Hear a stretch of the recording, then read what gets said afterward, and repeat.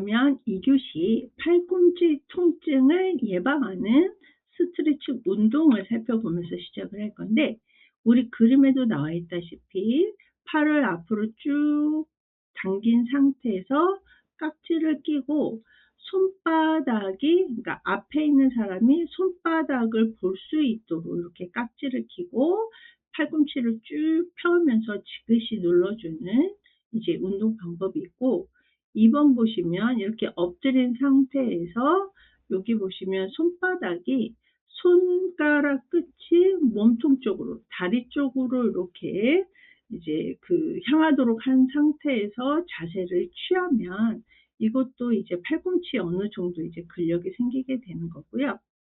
또 팔을 앞으로 쭉 편 상태에서 이제 손등이 밖으로 보이게, 그리고 손바닥이 좀 몸통 쪽으로 향하게 한 상태에서 여기 이제 손가락을 잡고 손목이 구부러질 수 있도록 하는 운동이 있고, 그 다음에 이제 손등이 이제 안쪽으로 향하게 한 상태에서 또 잡아당기면서 팔을 회전시키는 이런 이제 예방 방법이 이제 팔꿈치 통증에 도움이 될 만한 운동이고요.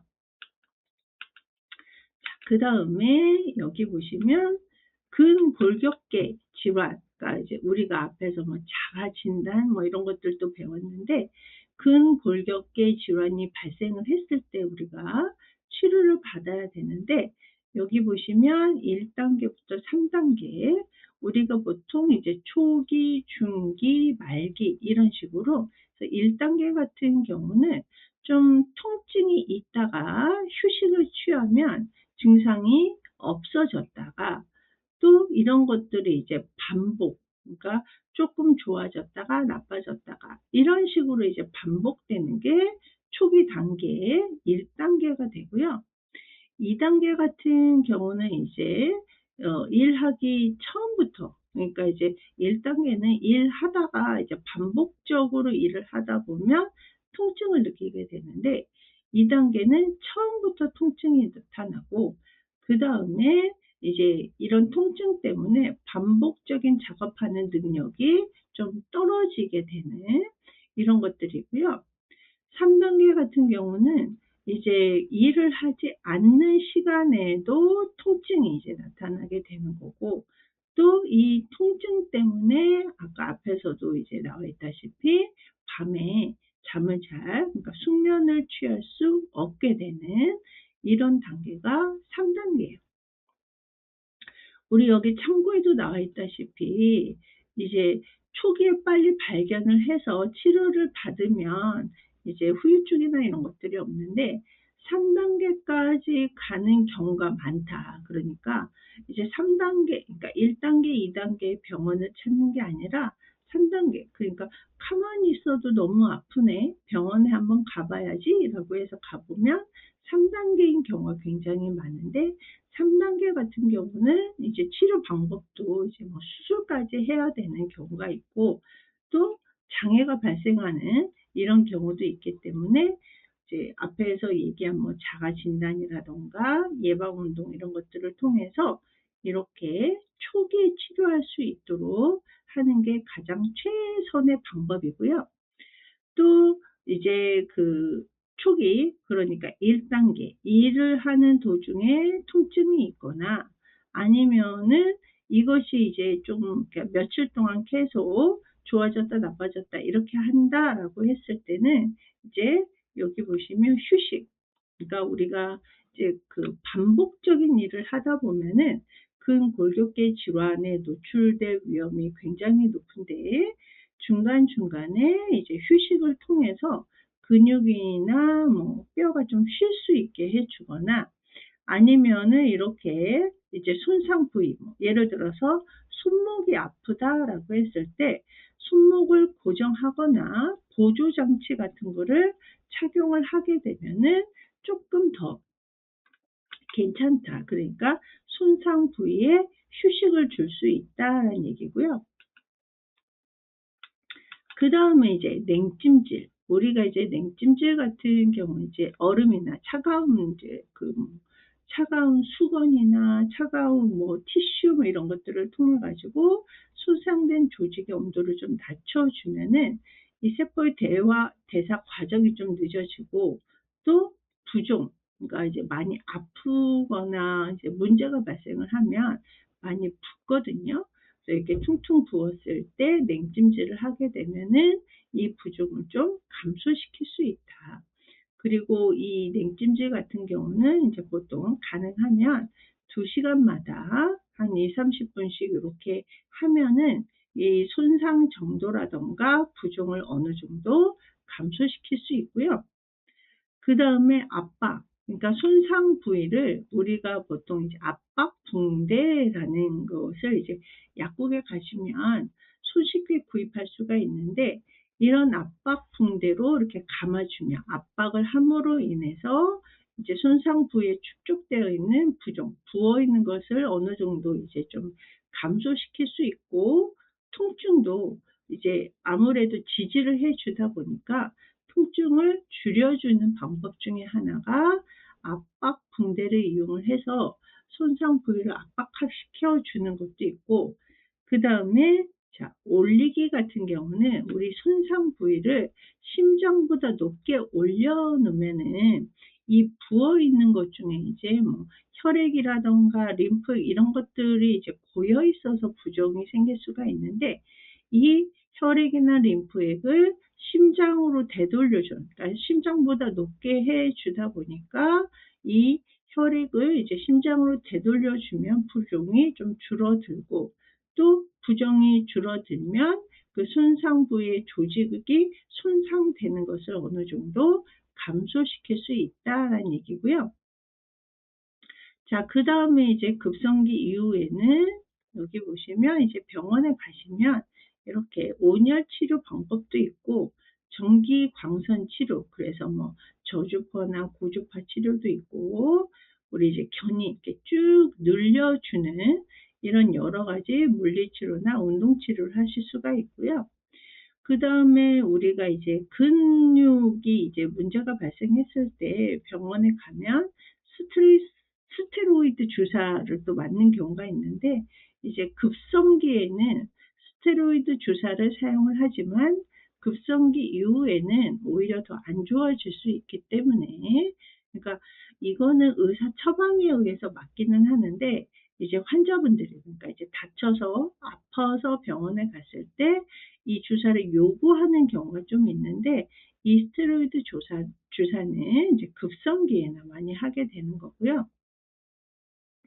자, 그 다음에 전신 스트레칭. 그래서 몸을 쭉 펴거나 굽혀서 이제 스트레칭을 하는 이유가 이제 근육을 긴장 완화시키면서 몸을 부드럽게 하면서, 이제 궁극적인 목적은 통증이나 관절 구축, 그러니까 관절이 굳어지는 것을 예방하기 위해서 우리가 전신 스트레칭을 하게 되는 거죠. 자, 전신 스트레칭 목적은 아까 앞에서 잠깐 이제 얘기를 했고, 자, 스트레칭 방법 같은 경우는 우리 앞에서 예방 운동 한 거하고 마찬가지로 같은 동작을 5번에서 10번 정도 하고, 또 하고 나서는 또 그거하고 똑같은 시간을 잠깐 휴식을 취할 수 있어야 되고요.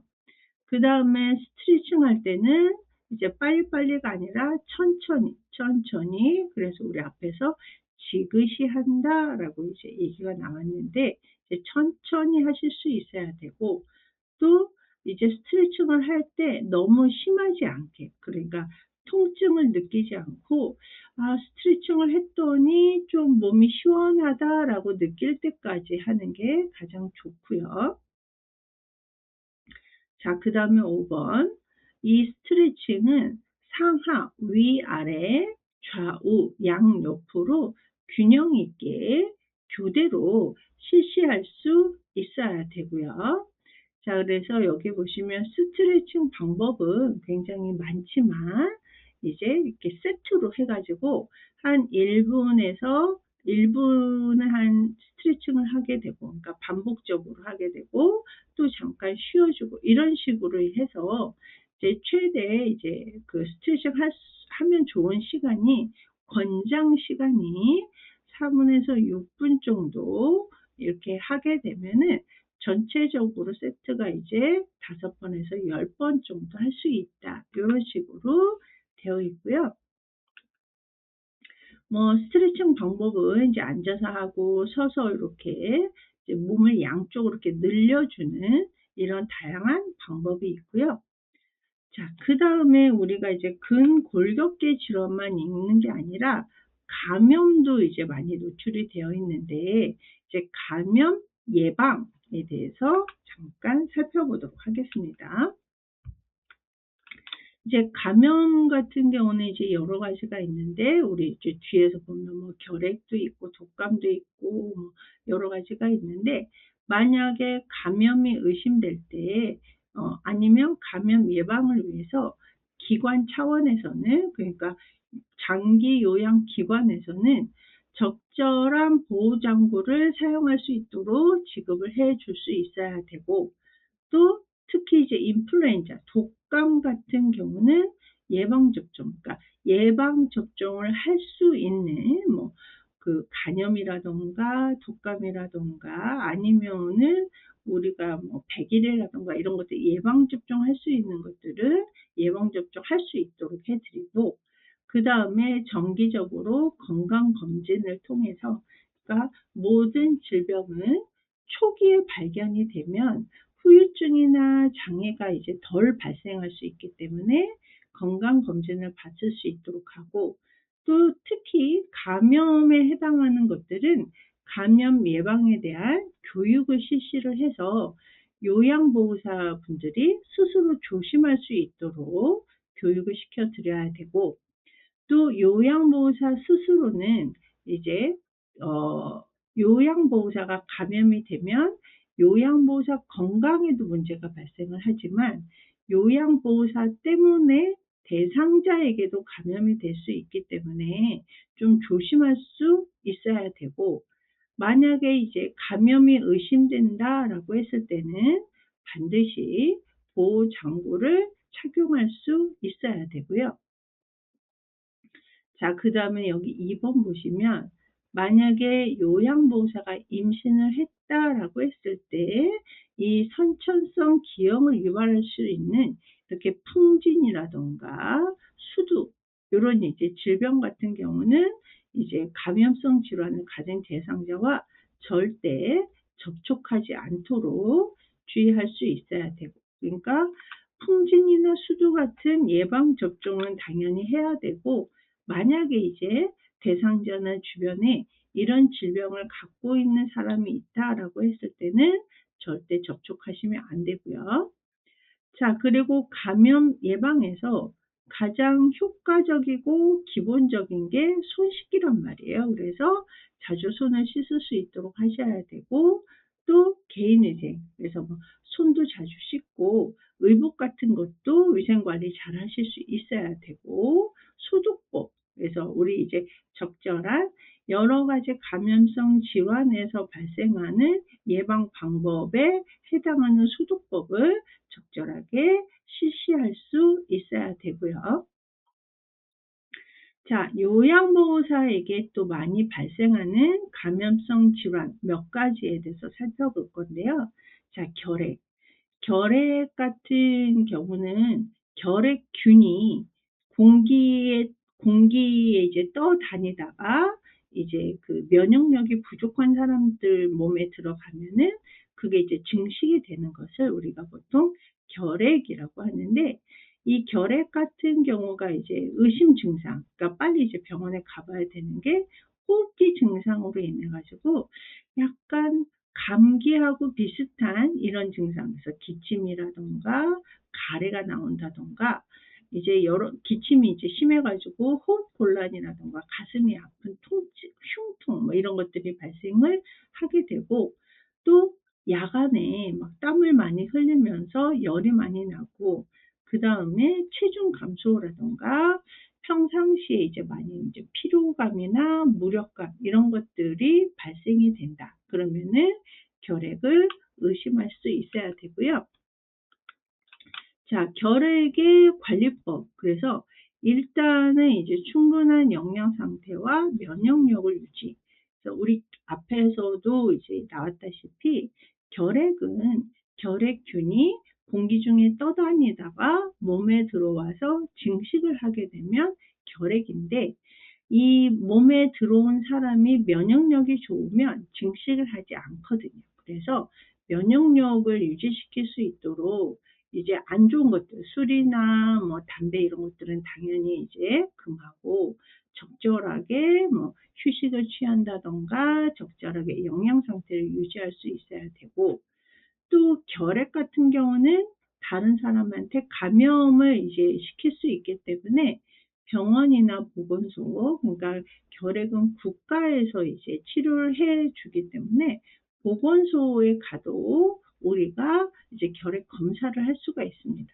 치료도 해주고 검사도 해주고 이러다 보니까 병원이나 보건소에 방문을 해서 이제 결핵에 걸렸는지 안 걸렸는지 이제 진단을 받으실 수 있어야 되고, 그리고 여기 3번 보시면 아까 이제 의심 증상 이런 것들이 나타나면 반드시 꼭 검사를 받아야 되고요. 그리고 우리가 앞에서 이제 감기 같은 거, 기침 같은 거 할 때 지켜야 되는 에티켓 이런 것들, 태도 이런 것들이 있단 말이에요. 그래가지고 뭐 재채기 같은 거 할 때 나올 수 있으니까 이제 적절한 보호장구, 마스크라든가 장갑 이런 것들을 착용할 수 있어야 되고요. 또 5번 보면 결핵은 이제 호흡기를 통해서 이제 공기를 통해서 감염이 되기 때문에 약간 우리가 보통 어, 사람들의 이미지, 어떤 질병에 대한 이미지, 낙인 효과 뭐 이런 것들이 좀 있는데, 이제 결핵에 걸렸다라고 하더라도 물건을 함께 쓰는 거는 괜찮습니다. 그러니까 뭐 침이나 가래 뭐 이런 것들이 묻은 물건이 호흡기로 들어오는 거는 문제지만, 어르신이 뭐 이불을 덮었다던가 옷을 이제 갈아입혀 드리는 과정에서 이제 감염이 될까봐 이제 어르신을 꺼리거나 그럴 필요는 없다라는 얘기고, 또 6번 같은 경우는 결핵균은 굉장히 내성이 강하거든요. 그래서 균이 굉장히 힘이 세요. 그래서 뭐 건조한 상태에서도, 그러니까 이제 그 몸에 들어있지 않고 이제 공기 중에 떠다니다가도 이제 오랫동안 살 수 있고, 또 이제 뭐 강산이나 알칼리 이런 거에도 이제 굉장히 이제 그 힘이 세고요.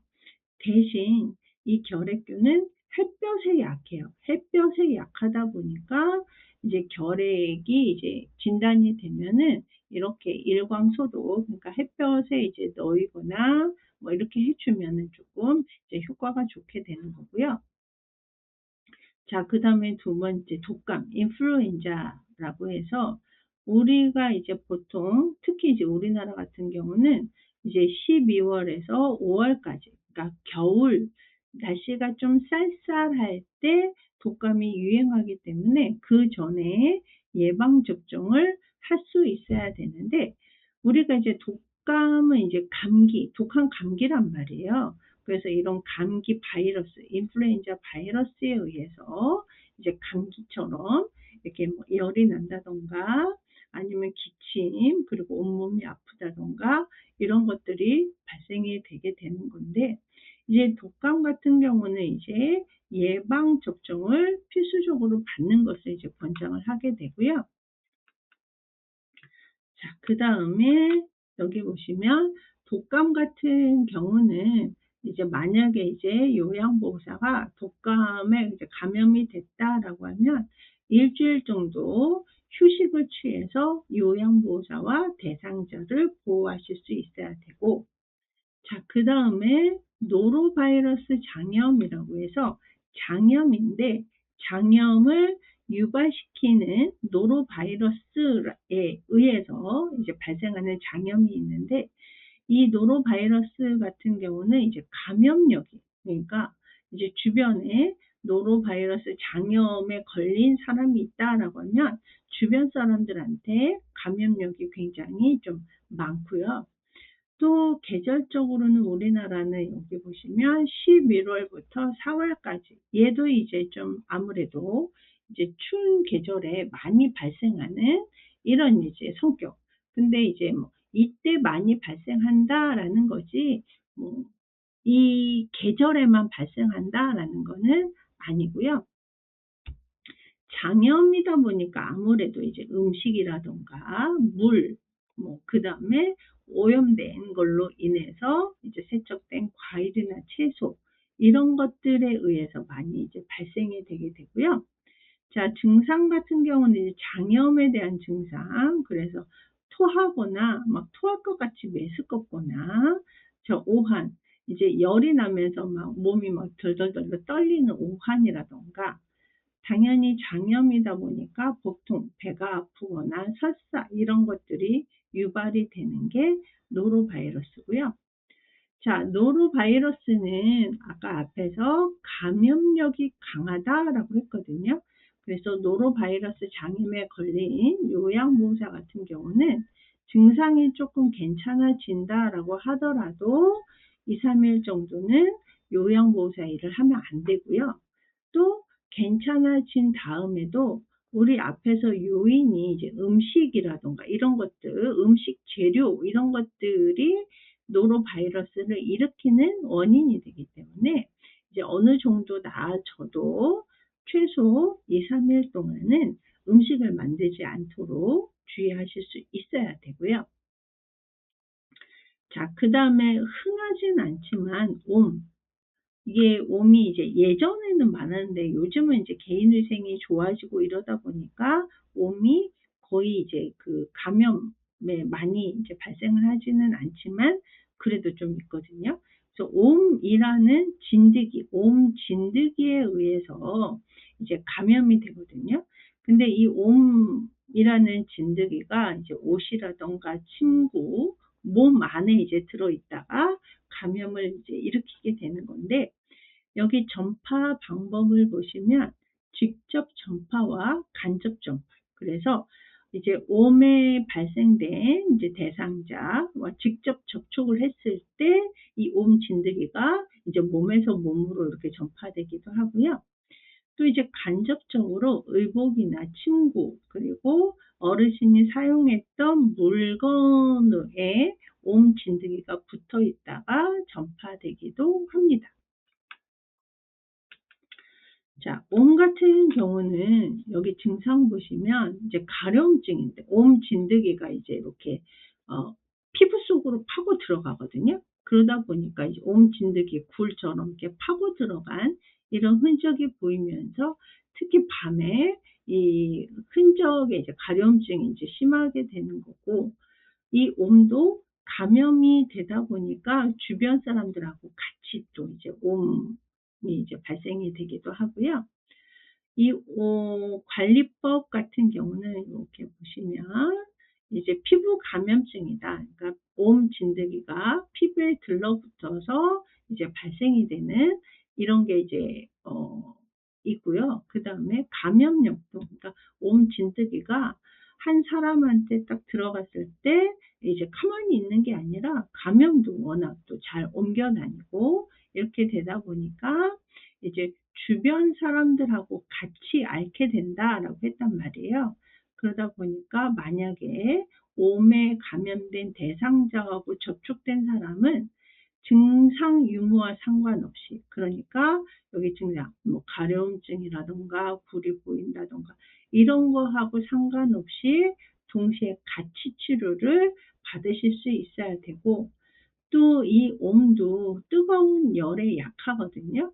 그래서 감염원, 그러니까 이제 어르신이 사용하는 이제 옷이라던가 침구, 물건 뭐 이런 것들을 뜨거운 물로 한 10분에서 20분 정도 우리가 보통 이제 끓인다라고 하잖아요. 아니면은 이제 뜨거운 물로 이제 뭐 세탁을 하거나 이런 식으로 이제 하시면 좋고, 또 세탁한 후에도 한 3일 정도는 우리가 햇볕에 쪼여서 이제 사용하지 않도록 주의하셔야 되고요. 그 다음에 여기 이제 3일 이상 사용하지 않으면서 3일 정도 이제 햇볕에 쪼이거나 널거나, 그게 좀 쉽지 않다라고 하면 다리미로 사용을 하게 되면은 아무래도 이제 뜨거운 이제 열이 가해지다 보니까 이런 것도 한 방법에 들어가게 되고요. 자, 그다음에 6번 옴이 의심이 돼서 병원에 가서 옴 진단을 받았다라고 하면은 병원에서 이렇게 독보용 약제, 그러니까 피부에 바르는 크림 같은 거를 주거든요. 그러면 이 크림을 전신에 목에서부터 발끝까지 온 몸에 골고루 바른 다음에 이제 저녁에 씻어낸다든가 이런 식으로 해야 되고, 또 온몸이란 말이에요. 그래서 이렇게 몸의 구부러진 부분, 그러니까 목이라든가 이제 뭐 팔꿈치가 구부러져 있는 이런 마비에 인해서 이제 수축되거나 이런 데도 빠뜨리지 말고 바를 수 있어야 되고요. 또 요양보호사도 만약에 대상자가 옴이 의심된다라고 하면 같이 치료를 받지만 이제 항상 주의 깊게 자신의 피부를 좀 살펴볼 수 있어야 되고, 또 여기 8번 보시면 요즘 이제 반려동물, 애완동물들이 굉장히 많은데 이 옴은 애완동물까지도 감염시킬 수 있기 때문에 애완동물도 청결을 유지할 수 있도록 주의하셔야 되고, 자, 그다음에 머리니, 뭐 석회 뭐 이런 것들이 있는데 이것도 요즘은 이제 많이 발생을 하진 않지만 이제 머리니 같은 경우는 이제 머리 두피에서 살면서 여기 한 3개월 같은데요. 그러니까 생명력이 한 3개월 정도 유지가 되면서 이 암컷 같은 경우는 3개월 동안 이제 300여 개의 석회, 그러니까 머리니의 새끼라고 생각하시면 되겠죠. 석회를 이제 만들어내는데 얘가 이제 얘도 직접 전파가 되기도 하고 또 간접 전파가 되기도 해요. 그래서 뭐 친구를라던가 어르신이 사용하는 머리빗이나 핀 뭐 이런 것들이 이제 감염원이 되기도 하고, 또 머리니 같은 경우는 계절에 상관이 없이 이제 머리니가 발생을 했다라고 하면 언제든지 발생이 가능하고요. 자, 머리니 같은 경우는 이제 머리에서 발생을 하다 보니까 이제 두피, 머리에 이제 가려움증 심하고, 또 이제 이게 막 긁다 보니까 긁은 상처라던가 석회 이런 것들을 이제 발견할 수 있고요. 자, 우리 이제 머리니 같은 경우는 이렇게 샴푸 제제의 치료제가 있거든요. 그래서 이 샴푸 제제 치료제로 인해서 이제 치료를 할 수 있어야 되고, 또 여기 보시면 또 재발할 수 있기 때문에, 그러니까 이제 완전히 이제 박멸하기가 어렵기 때문에 일주일 간격으로 이렇게 샴푸 제제를 사용할 수 있어야 되고요. 자, 우리 여기 관리법을 보시면 병원에 가서 요 샴푸 제제 치료 처방제를 받으실 수 있어야 되고, 자주 머리를 감으실 수 있어야 되고요. 그 다음에 이제 감염자, 그러니까 머리니가 있는 사람들이 사용하는 특히 이제 머리에 사용하는 것들은 이제 뜨거운 물에 이제 건조, 세탁할 수 있어야 되고요. 자, 그 다음에 여기 6번 보시면 이제 샴푸 제제를 이용을 해서 치료를 하는 과정에서 친구를라던가 옷장에 이제 떨어져 있던 이가 다시 또 재감염시킬 수 있기 때문에 이게 이제 머리에서만 자란 이제 머리니이기는 한데 얘가 48시간까지 이렇게 옷장이나 옷이나 이런 거에서도 생명력이 유지가 된대요. 그러다 보니까 이제 재감염이 되기 때문에 여기 나왔다시피 이제 일주일 간격으로 이제 재치료할 수 있어야 된다. 자, 그리고 이제 마지막으로 직무 스트레스와 관련 요인이라고 해서 우리가 보통 직무 스트레스라는 거는 일을 하다가 발생하는 스트레스란 말이에요. 근데 우리가 보통 스트레스 때문에 안 좋다라고 하는데 스트레스가 모두 나쁜 것은 아니다. 그러니까 어떤 일을 하다가 이제 문제가 발생이 됐을 때 사람들의 자기 효능감에 의해서 이게 내가 좀 더 집중을 해야 되는구나. 집중력. 내가 조금 더 기술을 능력을 좀 발휘를 해야 되는구나. 내가 조금 더 창의적으로 생각을 해야 되는구나. 이런 식으로 조금 더 본인의 자기 효능감을 좀 증진시킬 수 있는 계기가 되는 게 또 이 직무 스트레스에 해당이 되는 거고요. 자, 이 직무 스트레스 같은 경우는 모두 나쁜 것은 아니지만 얘가 이제 어떻게 하느냐에 따라서 또 질병까지도 노출이 될 수 있기 때문에 이제 직무 스트레스를 받지 않도록 주의하실 수 있어야 되겠죠. 그리고 여기 보면 직무 스트레스가 심해지다 보면 좀 안 좋은 방향으로 뭐 약물 남용을 한다던가 다른 사람을 잘 안 만나려고 하는 대인관계 기피가 발생을 하거나 아니면 내가 좀 이런 일을 할 수가 없구나. 내가 좀 못난이구나. 라고 하는 자기 비하라던가 자기 학대 그리고 밤에 잠을 잘 못 자게 되는 이런 이제 행동 변화. 그러니까 이 행동 변화가 바람직하지 못한 방향으로 또 발생이 되기 때문에 직무 스트레스 관리를 어느 정도 할 수 있어야 되겠죠.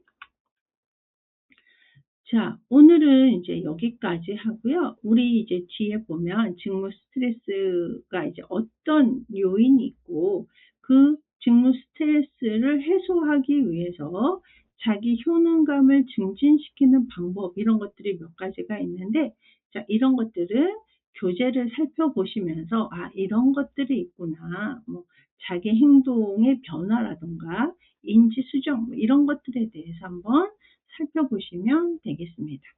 자, 오늘도 수고하셨습니다.